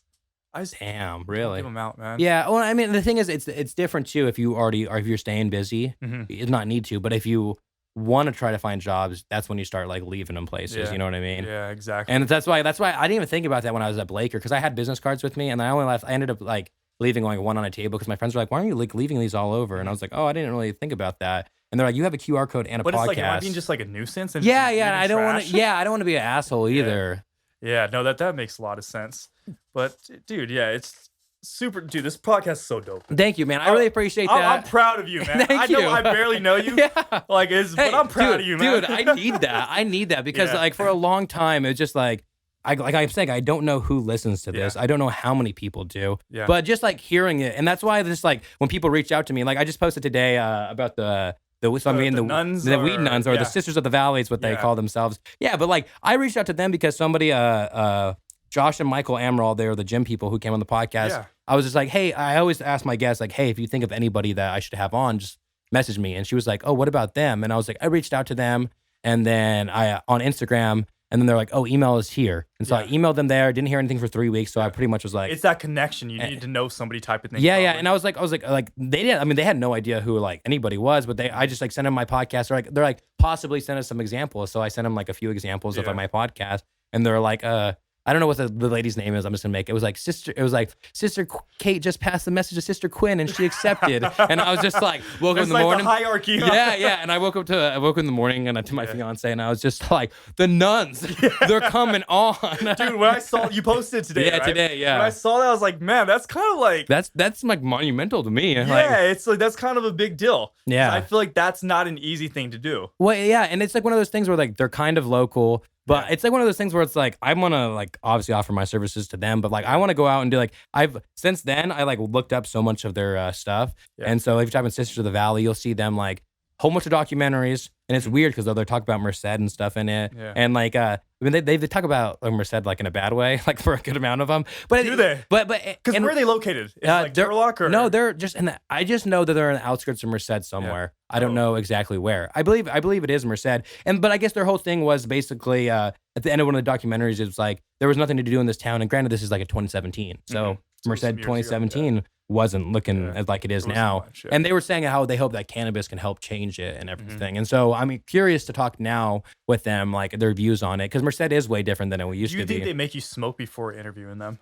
I kind of am telling myself that you have to kind of prep for it. Well, and if they want me to, I mean, like, if they're gonna smoke on the podcast, if there's anybody I'm gonna smoke on the podcast with, it has to be them. Yeah. It's like if Snoop Dogg is handing you a blunt, you have to take or a joint. Guard. Yeah, you ever see that video? Exactly. You're just like first time he denies it, and the second time he takes it. Yeah, exactly. If they're gonna offer you something, like you're gonna have to take it. Yeah, exactly. And it's like there's certain things you make exceptions for. Yeah, exactly. And the weed nuns, weed nuns, you do. Yeah. That would be one of the exceptions. And so like I'm just gonna see how because obviously I'm sure they're gonna come with with whatever. Is it 2, 3 of them? It's gonna be 2 of them. Yeah, I just told them 2. Like I don't like to have I don't want anyone on my side. You know what I mean? I'll have if it's my buddy, I don't care. Yeah. I had one 4-person podcast with my parents, but yeah, that was a good one. Yeah, no, that's my most popular episode. Did I ask you your best piece of advice or what was it? I know they were just talking about just like your childhood and whatnot. Oh yeah, I was just asking lessons them and all that. Yeah, I was just asking them about like their childhood and just about like when they were my age, what were they doing. Speaking of best piece of advice, Marcus, what's the best piece of advice you've ever been given? So the best piece of advice I've ever been given was meet with somebody once, or always meet with somebody once. Dude, so a mentor of mine, the guy that I actually partnered with out in LA, that kind of took me under his wing. He told me that one time. It was kind of random out of nowhere, but he's like, Marcus, make sure you always meet with everybody one time.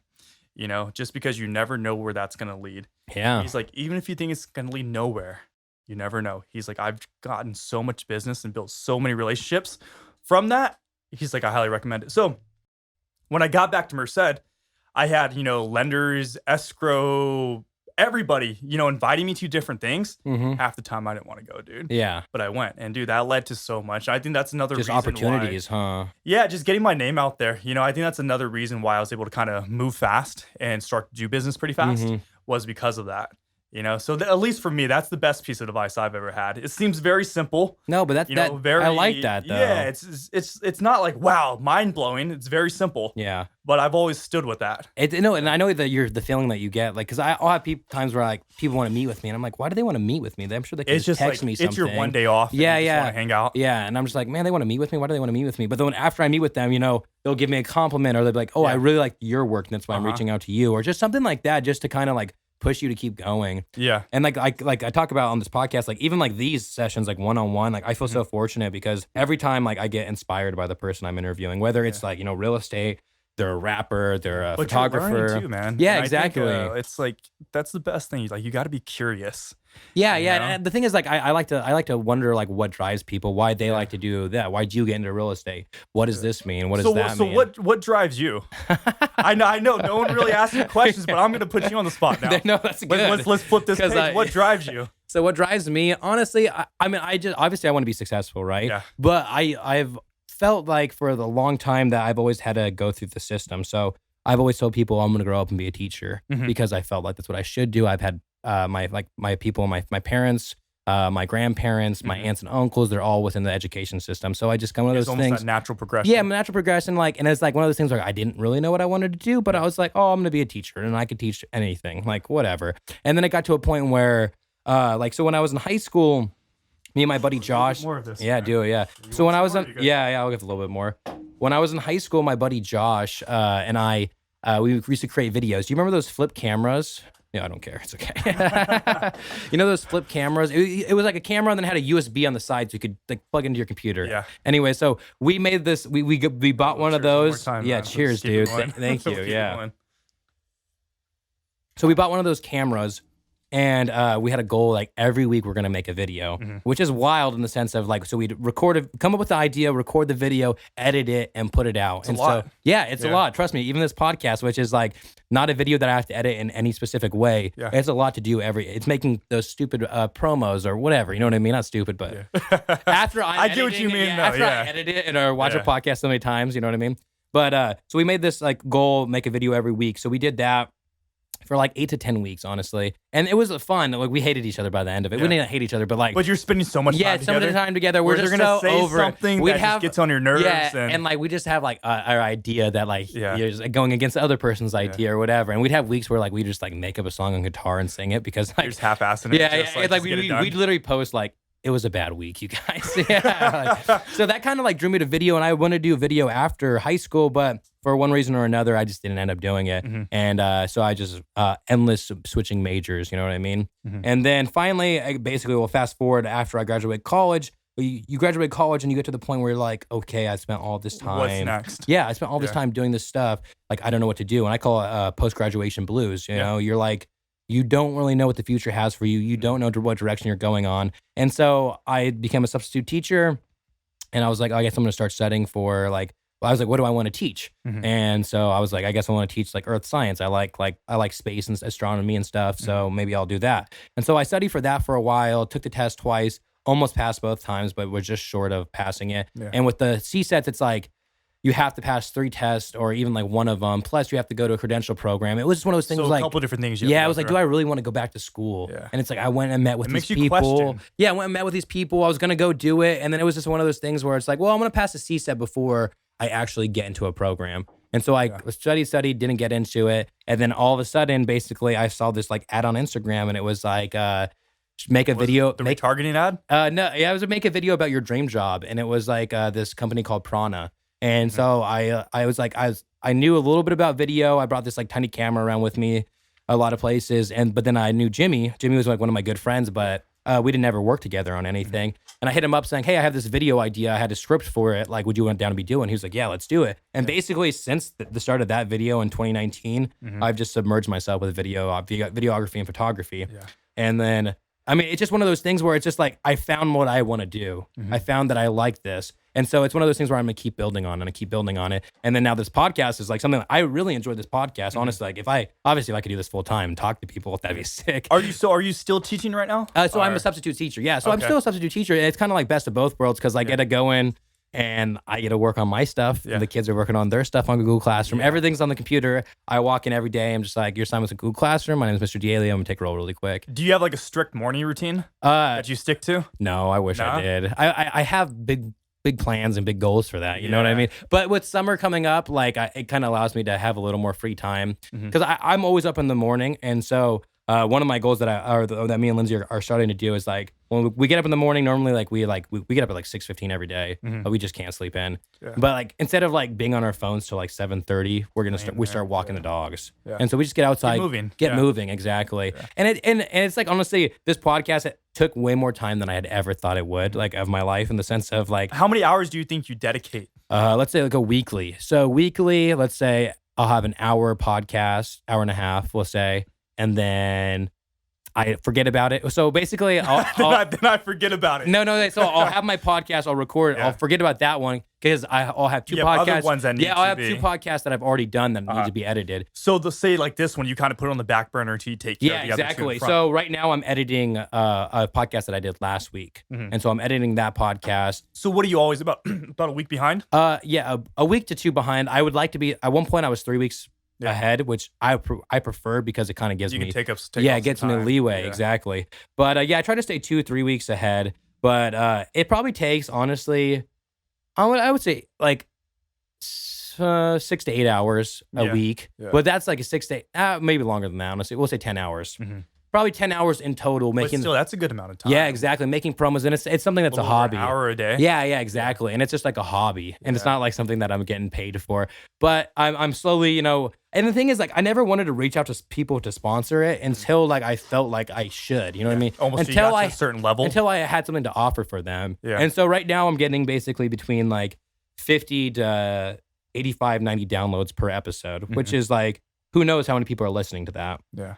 But now I feel like I have for sure basically like I can gauge from those numbers. There's for sure at least 100 people listening, at least. You know what I mean? And so, because if there's 50 people downloading it, there's definitely 50 people who are forgetting to download it. You know what I mean? I mean, you think about 50 people is a lot of people. Yeah, exactly. And then word of mouth and just like having different people on. And it's kind of cool because like with each person I have on, it's like I'm getting exposed to more people because I'm having these people who have no idea who I am interview their friend. And they're like, it's like I reposted. Yeah, exactly. You get introduced to another. Yeah, exactly. And obviously it helps like when I like, it helps when people have a lot of followers. You know what I mean? Obviously that draws more people. Yeah. But the thing is also I want to be careful not to only go after people that have a big following because it's kind of, I don't know, like it just is, it's like I get the appeal to it and obviously I'm going to do it, but I don't want to, not be a sellout, but just only like that's going to run out really quickly. You know what I mean? There's only so many people in Merced with a big following or whatever. Yeah.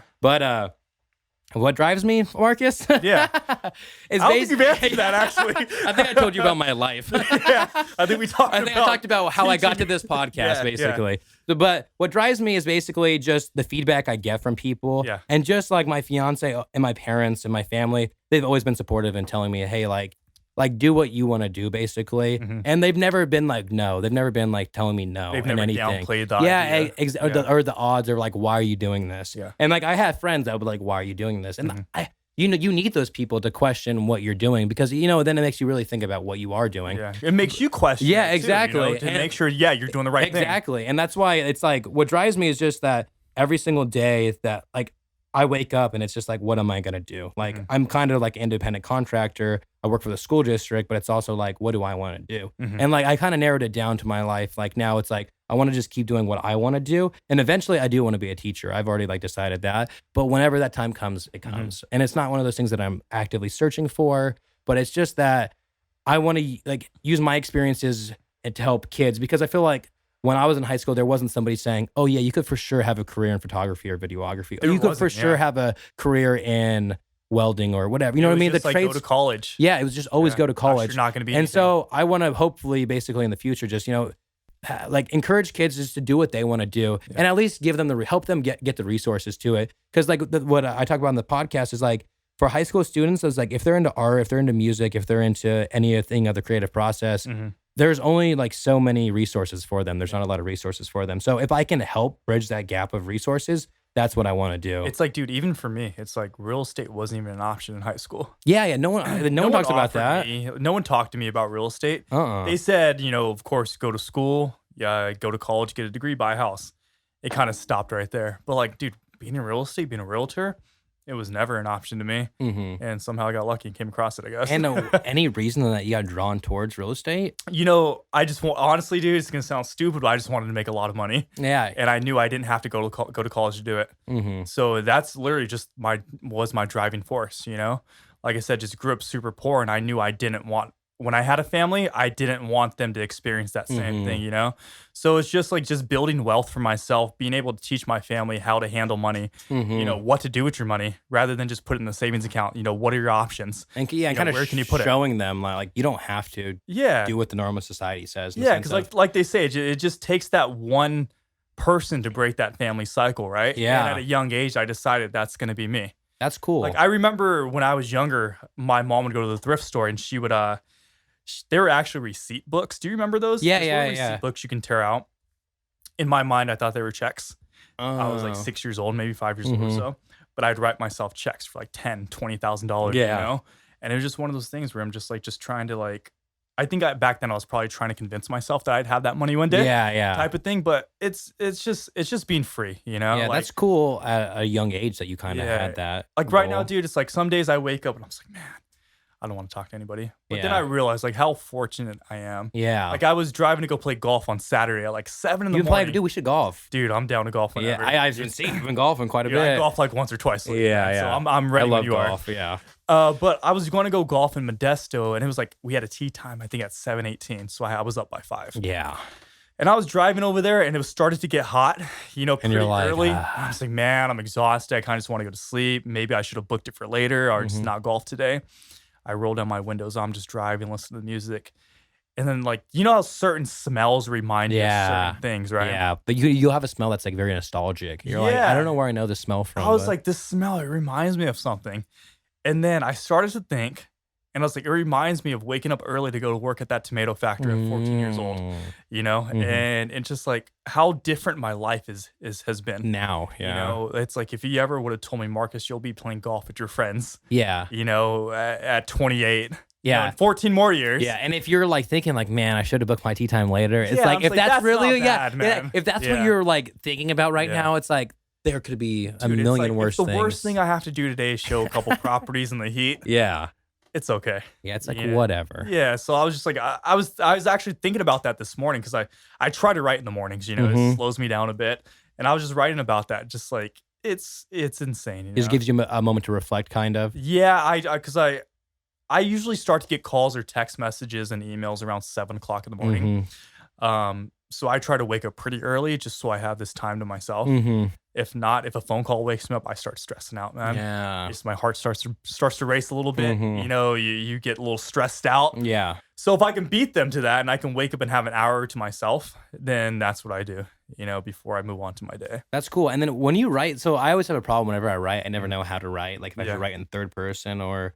what do you dude, it depends. I've written in third person. Yeah. Where I give myself advice. Yeah. Or if sometimes I'll think of something throughout the day. I'm just man, I should write about that. I'll just put it on my phone really quick, and the next morning I'll write about it. Oh, okay.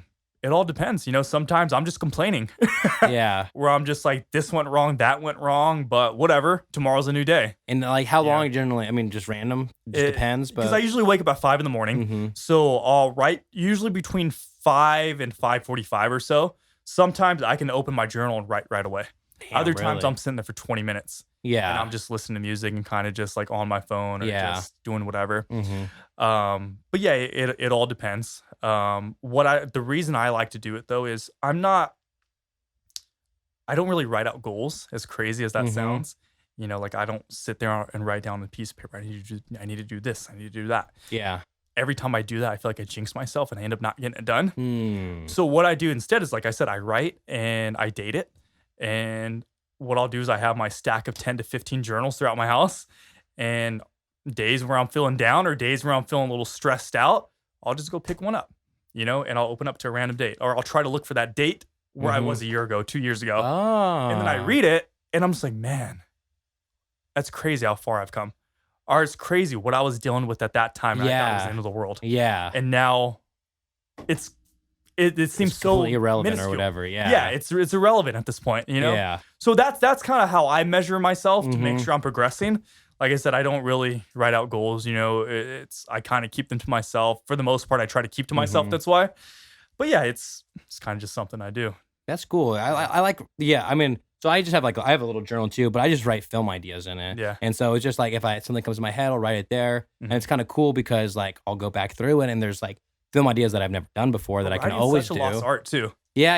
And I think I scribble more than I write. Yeah, but dude, it's going back and looking at it. It's a cool thing. No, it is. It is cool because like I was telling you earlier, mine and Jimmy's short film, our first rough draft is in my film journal. You know what I mean? And so it's one of those things where it's this thing was just on a piece of paper before, and then now it's reality. Now it's reality. Now it's a whole little short film, and then it just I don't know. It's very I you're saying I don't necessarily write out my goals, but I like to make goals for myself, and maybe it's just me talking to my friends over and over about what I want to do. And then if you have good friends, they're going to be like, "Hey, how's that coming?" Or what's your status on that? Hold you know you what I mean? Hold you accountable. And I think the whole thing too is you got to surround yourself with good people because a lot of times that you get to a point and people you kind of realize which friends you want to be around. And I don't know. I'm very fortunate that I've been best friends with the same group of friends. Honestly, since I've known some of my friends since I was 4. Yeah, and then. My latest friends I met when I was 18. But you feel like you've known them for a lifetime. But yeah, but that's why I have 12 groomsmen in my fucking wedding. But dude, that's the thing. It's like you said, you have to surround yourself with good people, And you got to also realize that it's okay to outgrow other people. Yeah, it is. It's okay. It's okay for people to outgrow you. You just have to keep progressing. If you're around somebody, the cycle of life. Yeah, exactly. And if you're around somebody who doesn't if you both do the same thing and they don't want you to succeed in it, or if they don't want you to get better than them, then it's you shouldn't be around that person. Yeah. Because it's I always want my friends to be the best versions of themselves. So if that's being better than me at something, and if that's doing whatever, I want them to do it because it's almost there's enough to go around. Yeah, exactly. There's enough there's enough that to go around. We'll all be okay. Yeah, exactly. At the end of the day, and, it's just and you want your friends to succeed at the end of the day. You want to succeed and you want to see your friends succeed. Yeah, it's you want to be able to take vacations together. You want to go do these things that, just anything that comes to mind, and in order for that to happen, you all have to succeed. Exactly. And what's funny is I got to a point where I think before the podcast, I was like, man, how do people even meet people anymore? I'm not going to meet any new friends. You know what I mean? I remember saying this. It used to be at a bar. Yeah, exactly. And that's why I was oh, how do you even meet people anymore? And since this podcast has started, I've had you've probably met so many more friends and people who I know that I'm going to talk to and work with for a long time. And it's just such a cool, unique thing and that's the thing that keeps driving me with this podcast is just that I'm benefiting from it in more ways than just that, I'm putting a podcast out there. It just seems that I'm getting more well known in the sense of helping my business and helping me as an individual grow. And if this is going to help me grow, I'm going to keep doing it. Dude, imagine in a year where you're going to be. Yeah, exactly. And it's been what, how many months? February, March, April, May. 4 months. June, I guess. Well, June now. No, but 4 full months. Yeah, 4 full months of doing this. And you've probably met so many people. Oh, yeah. I've met 20, whatever. It's dude, even with me just coming back to town and just being reintroduced to everybody and hanging out with people that know people, I feel within the last year and a half, I've met more people than I've ever met in my entire life. Yeah, exactly. And it's cool. It's cool to be around new people and new perspectives. I love the small town feel. Yeah, and yeah, exactly. People hate on it, dude. I love it. I love the small town feel, and I love the fact that we're becoming we don't look like such a small town. You know what I mean? That's what I like about downtown. Merced's becoming known. So when I moved out to LA, everyone's like, "Where the hell's Merced at?" Mm-hmm. When I was leaving LA, everyone's like, "Yeah, I know where Merced's at." Because you guys have the UC. UC, yeah. Yeah. And people I got accepted there. And people only were like, "Oh, you." Well, not me, but I know people you from mean, LA would be getting accepted there. Yeah, exactly. Yeah. And that's what the thing where it's people. It's or my cousin just said on the last podcast. I don't know. By the time this comes out, who knows? A couple podcasts. Yeah, but he was we're one of the 10 cities in California that have a UC. Think about that. It's insane. And we're in California, the freaking biggest state. You know what I mean? Yeah. Or the most populated state. Yeah, I think that's a fact. I'm not gonna fact check it, man. we'll just roll. We'll with wait it, with that. Yeah. We'll just go with the it, man. biggest state. The biggest state in California. No, but we're one of 10 cities, and that's wild to me. Who would have thought of all places? And I Merced? think we forget about that a lot. You know, it's because it's not another bar. It's not something big. And it's kind of not a off stadium. and it's kind of off in the skirts of it. You where forget about it. Yeah. A little bit. But dude, I was riding my bike out there last, I think Sunday it was.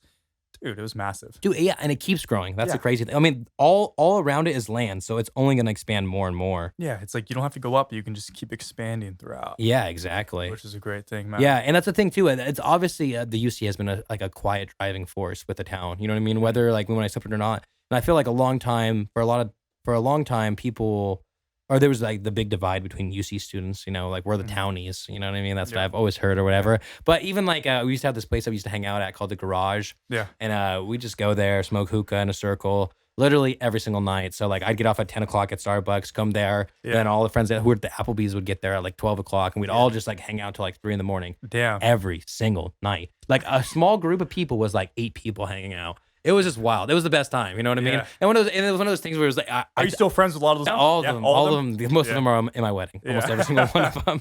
Yeah. And it was one of those things though too, where it's like that to me. That was like my fraternity. Like it wasn't, but it was like for that was your college experience. Yeah, exactly. But we would have like people who would come from the UC, and like they'd be like, "Oh, like this is cool. Like you guys are fun to hang out with." And we're like, "Yeah, we're not freaking like whatever you think we are." Like, yeah, they would like divide them or separate themselves. Yeah, from you guys. exactly. Yeah. And then what helped was when Duffy he went to the UC for engineering. Okay. Yeah, so that was like our bridge, our gap. That was your plug for the Yeah, UC, exactly. Damn. Yeah. That's what's up, man. Exactly. Well, Marcus, figure now's as good as times any, huh? I to guess end so, it. huh? Well, dude, I Yeah, appreciate you being it, man. here. Yeah. Thanks again, you guys. No, if you thanks guys for need to having me buy on. a house, this is your man. Hit me up. I got Marcus. you guys. There we go. All righty.